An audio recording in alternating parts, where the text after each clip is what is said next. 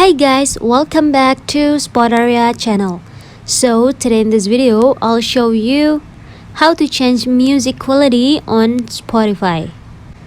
But guys, before you continue this video, I hope you like, comment, and subscribe to support this channel, and don't forget to hit the notifications bell. So without any further ado, let's get started. First thing first, you have to open your Spotify apps on your phone. And after that, you have to tap the gear to open the settings.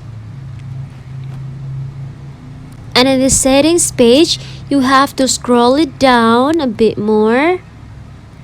And when you find audio quality, you have to tap on it.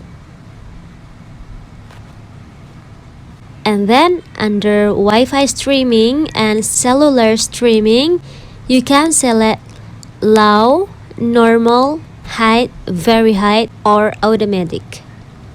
The automatic option adjusts the audio quality to whatever your signal strength is. So yeah guys, that's it from me. Thanks for watching this video. I hope this video will help you. Don't forget to leave your comment in the column below. I'll see you soon on the next one and good luck!